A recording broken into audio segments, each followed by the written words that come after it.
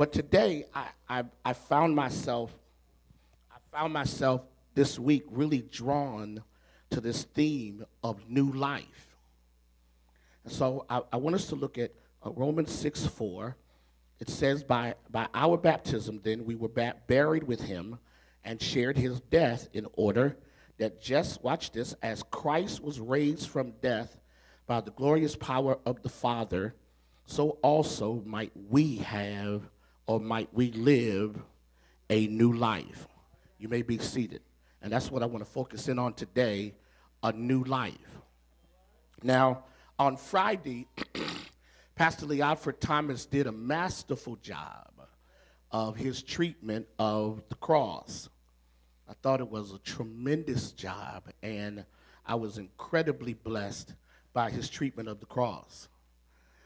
As we transitioned out of Friday, Good Friday, into today, where we corporately, globally celebrate the resurrection of Jesus Christ, which is history's most singularly unexplainable yet most revered experience, probably even more so than Good Friday, sadly but so. We come to it having to ask some really critical questions. And the most important question is, what did it mean? What was its purpose? Because one of the things that everyone has to grasp, and this is intellectually embracing first, is that everything that God creates, he does so with the intent of purpose. There is nothing God creates and or allows that is not purposeful. That's probably one of the most important things I'm going to say today. And that should put into perspective everything about your life. That if it is being allowed, even as you maybe are mismanaging or misappropriating seasons, the reality is that even in God allowing it, it still has purpose. Everything about the life of Jesus was purposeful. So from the prophetic declarations that foretold of him to the triumphant emergence from a borrowed tomb, his life had and has purpose. The ultimate purpose of Jesus' life then is articulated through these words in Romans chapter 6. For Paul, in attempting to help this infant church understand the incredible, unexplainable, inexplicable, amazing, infinite experience of the cross and resurrection, Paul uses this amazing phrase, new life or new walk.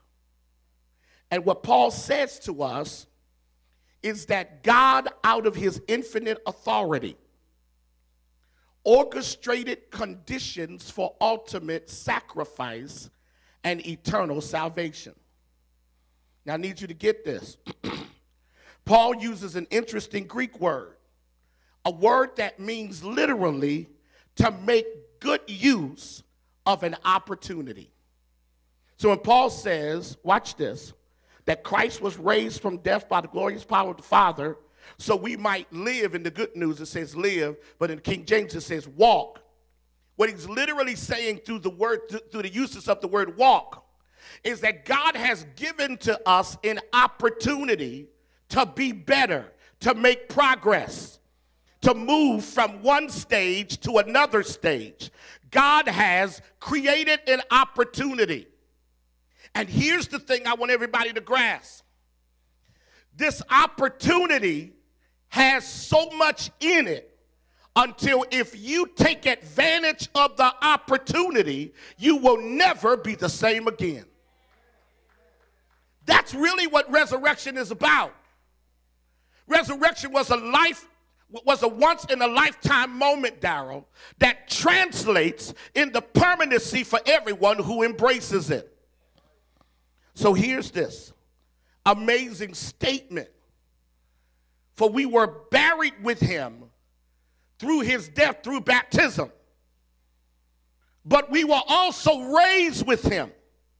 One, because of the glorious or incomprehensible incomprehensible, extraordinary power of God, God raised him up. And God, through raising him up, gave him authority to conquer everything that has been defeating you. The thing that I love then is that it is through the power of the resurrection and the sacrificial death of Jesus Christ that we can wake up and every day walk in newness, even if it's in familiar territory. And here's the power of today for me. Today is a declaration that whoever I used to be or whoever you used to be, we are not relegated to be that permanently. For because of Jesus Christ, we can walk in new life.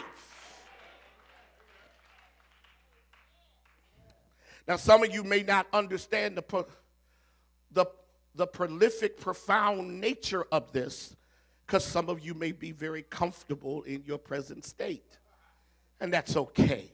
But for people like me, Deacon Flynn, I enjoy knowing that whatever I struggle with today is not a permanent fixture. Because of the power of the resurrection, I have the ability to rise to new, exciting, and extraordinary places. And I need to get this. And I'm not just talking about this unexplainable, ambiguous thing we call spirit. No, I'm talking about the concrete, obvious, material dimensions of your life. That God can not only bless you internally, but he can change your life outwardly and give you the life you desire, and you, based upon his desire, you deserve. That's the most amazing thing he said to me today. He said, John, listen, you deserve to be better because I desire for you to be better. And because I desire for you to be better, you can wake up every day walking in the power of the resurrection, because the resurrection is not just a one-time-a-year experience where you dress up. No, resurrection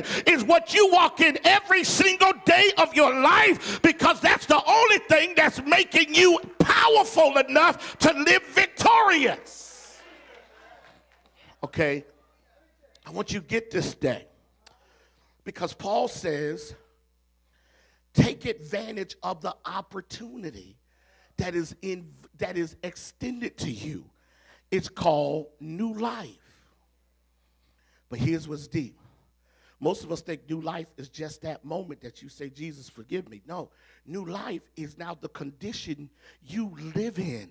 It's your state of existence. It's the being by which you now claim. It's who you now are. You are now new life. Woo! Boy, if I had the right group of people, we would have hollered right there. You are now new life, which means that anything old must become unfamiliar to you.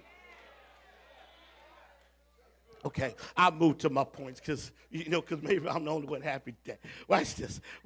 This is good stuff. Because, watch this.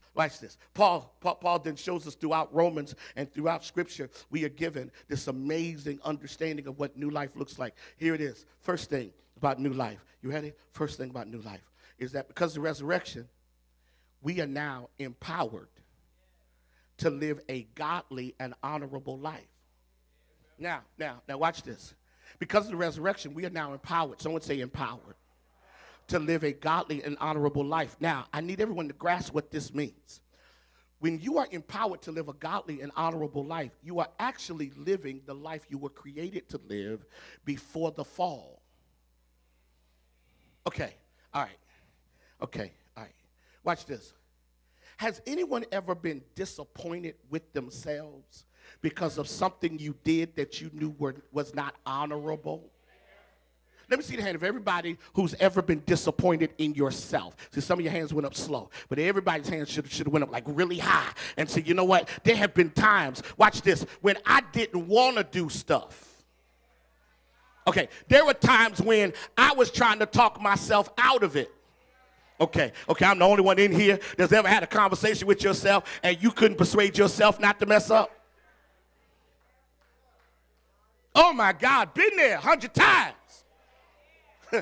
Don't say that, John. Tried not to say it and couldn't help it. I understand. And really, because there are times when we live dishonorable or ungodly, there's something that comes with that called conviction. It's this disappointment we have in ourselves. When we fail and falter, when we allow ourselves to be tempted, and then we fall to the temptation, when we allow our flesh to have too much authority or influence over our actions.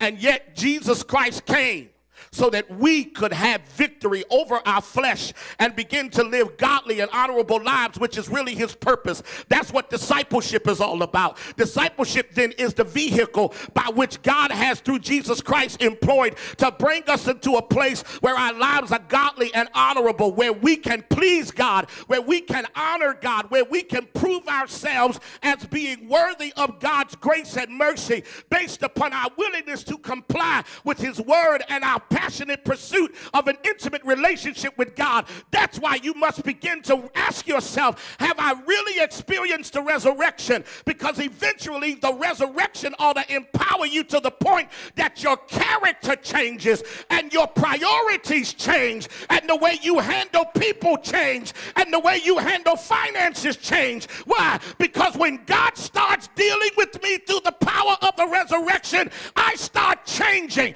And change is not a bad thing. Change is a necessary thing because nobody came to him ready-made.